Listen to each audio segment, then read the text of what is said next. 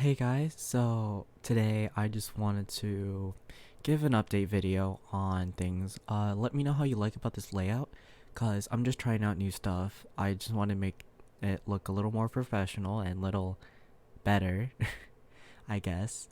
Um, but please do let me know how this looks. I'd like some criticism, and of course, not everything I'm gonna do is gonna be perfect, but criticism will help me make it better.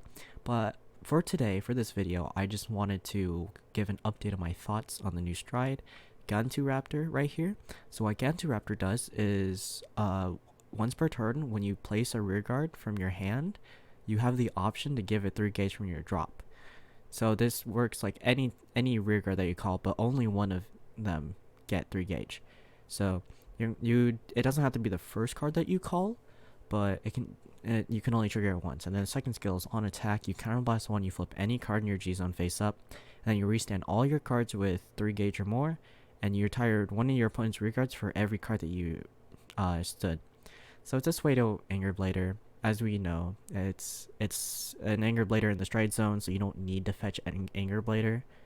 With this card, you don't need to include Anger Blader into the deck, and also, if you have Anger Blader like setups and you want the triple drive, well, this card just fulfills it. Also, I mean, it recycles cards, so it's really good.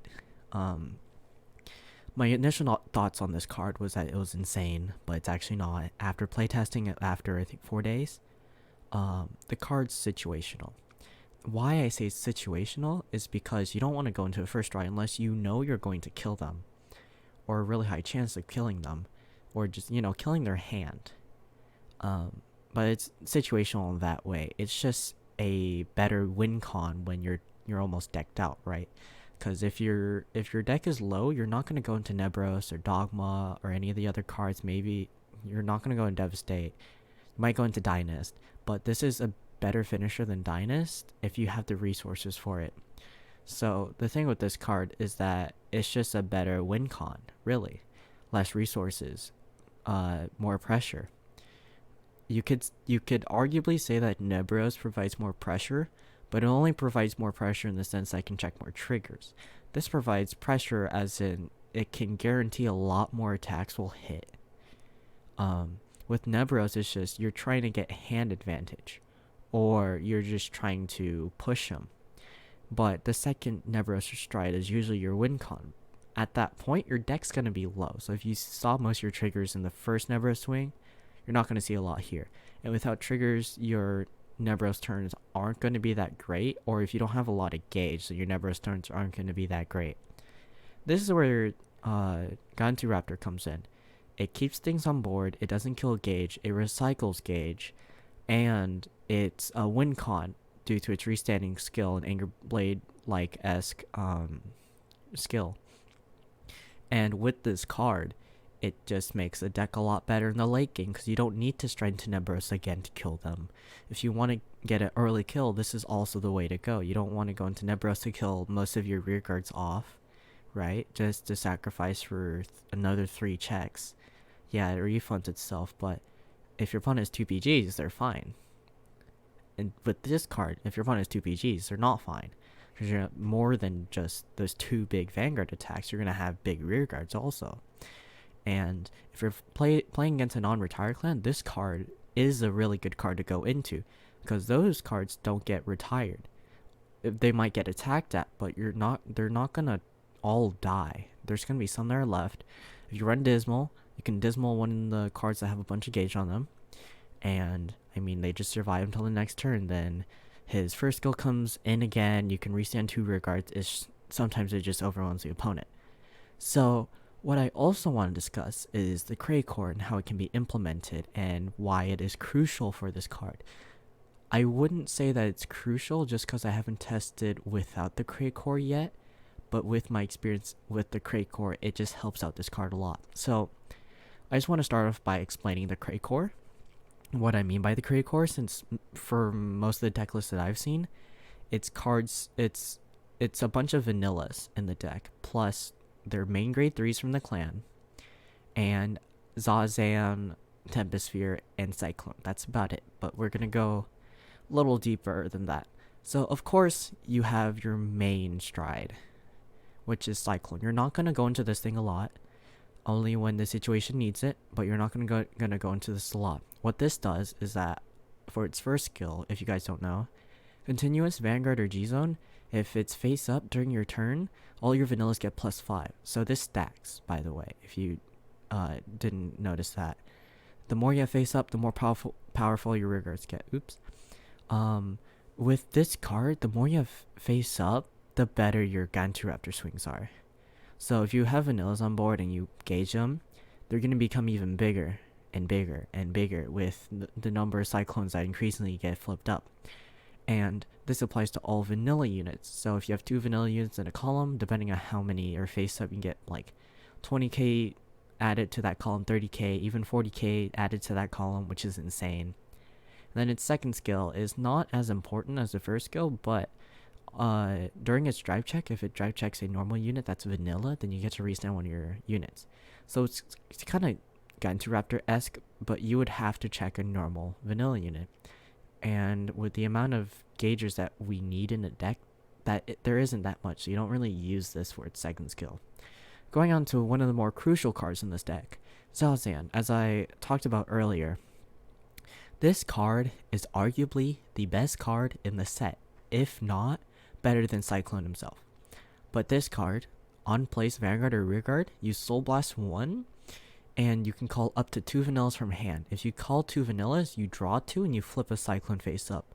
So not only does it generate board presence, it also refunds it and buffs them. So first turn, ideal first turn would be to ride into this, call 2 vanillas, draw 2, and then flip a Cyclone face up, which is really, really good. You could also, if you're going second, you could also use this for aggression. So you ride this, call 2 vanillas, draw 2, flip a Cyclone face up. Those vanillas are buffed due to the Cyclone, and then you go about your attack order rushing damage, hoping that they don't hit trigger, or if you want to guarantee the damage, you put them both in a column. Unless, they're both grade 2s or something like that. But this card is just an insane net of value. Added with Tempest Sphere, our new order, which for its cost is Counterblast 1, flip any card in your G-Zone face up. You gotta look at top 7, add 2 vanillas to hand. So this supports Zazan. The order basically fulfills Zazan's cost, and in doing so nets a lot of advantage. So with this 2-card combo, you flip up 2 Cyclones and you get 2 free cards to your hand. The thing with these 2 cards is that they're being run in most decks right now, from what I can see. Zazan and Tempest Sphere are the standalone cards in the Cray core that you can splash into any deck, at least if you fill them with some vanillas. And in doing so, you can flip up 2 Cyclones, you get 2 free vanillas on board, and you get free draw advantage. And with this, it's insane. Here, there's actually more cards to the Cray core, because this are the bare essentials of the Cray core. Cyclone, Zazan, Tempest Sphere. Those are the bare bones of the Cray core. This is what's being splashed into most decks. What isn't being splashed into most decks are these next 2 cards. Our first one is the grade 2, Moark.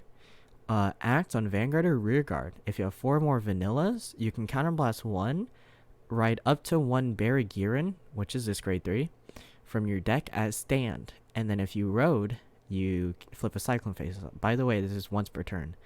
So what this does is basically, if you rode into Zanzan the first turn, you can ride into this the next turn, call 2 vanillas from your hand, Counterblast 1, and Superior Ride from your deck, which is really, really good. And the fact that this is splashable into any deck makes it insane. The reason why this is so good is because of Baragirin. Baragirin here, on place, only on Vanguard, you Soul Blast 1, you look at top 7 for 2 vanillas. So you could possibly refund the vanillas that you called from Moark's skill by using his on-play skill. And then his second skill, which is a little insane, is Act on Vanguard. If you have 4 or more vanillas, you can Counterblast 1 and stride a Cyclone from stand. Or from face up. So this enables you to stride right as you ride up to this card. And if you have 2 Counterblasts from your opponent critting you, or from your opponent rushing you while you're at grade 1, you can stride on grade 2. And if you did the Zazan into Moark play, That means you have 2 Cyclones face up. So when you go into this card, you'll have 2 Cyclones face up. All your columns get plus 20, if you have 2 Vanillas in them at least. And it's just a beat stick. So right off the bat, you have an insane board.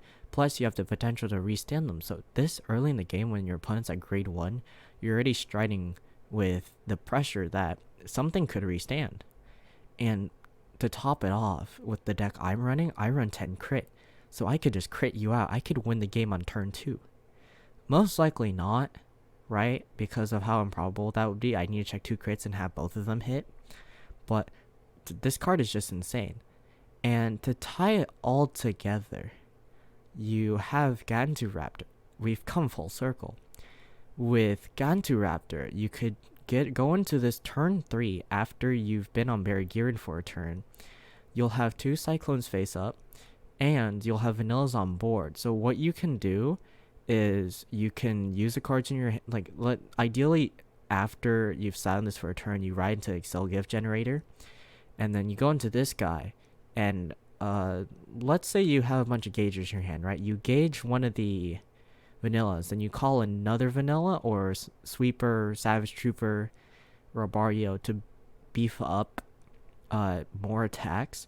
You attack with the cards that have 3 more gauge. They're probably going to be Vanillas or Sweeper or Savage Trooper because they're big. Then you attack your Vanguard, restand both of them. You'll have 5 attacks that turn, and all of the attacks that turn will be huge. So this is turn 3. This is a turn 3 kill. At this turn, your opponent's going to be at grade 2. They're wasting most of their resources on minimizing the damage they were going to take from your turn 2 stride. And now they're guaranteed dead. This is how the deck operates. This is how the Cray core helps out Ganturaptor so much.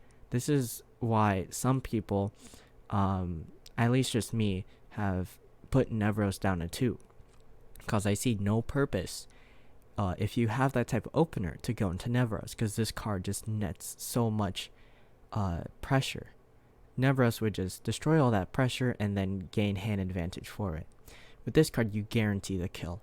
Of course, those situations are not as probable, since you're expecting your opponent to rush you or crit you on turn 1. But the thing is, it's more likely than you think, because these cards haven't been revealed, or they're not. It's not that they haven't been revealed; it's that they haven't been played a lot yet. And most deck lists are only implementing Zazan and Temposphere. They're not implementing Moark and Barry-Geared because they think the package is weak. You need Counterblast for it. You need 4 Vanillas, which is a hard cost for it. But in including this, you set up a way to counterattack the meta, right? This deck is solid tier 1.5. If for you who think 1.5 exists, if you guys don't think 1.5 exists, then it's solid tier 2. With this combo that nobody, and I mean nobody, looks at, you could just get the upper hand with Ganturaptor. That's it for my thoughts. Let me know if you like this new format. I kind of want some criticism on it, see if I can make it better. But I'm kind of liking this.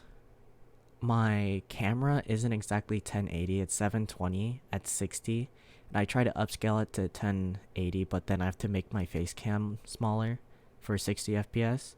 But I mean, so far it looks nice to me. Let me know what you guys think about this. Let me know what you think about what the discussion. Join the Facebook group, please. We want more active members, and the Discord. I'll link the Discord in the description. But have a nice day and stay safe out there.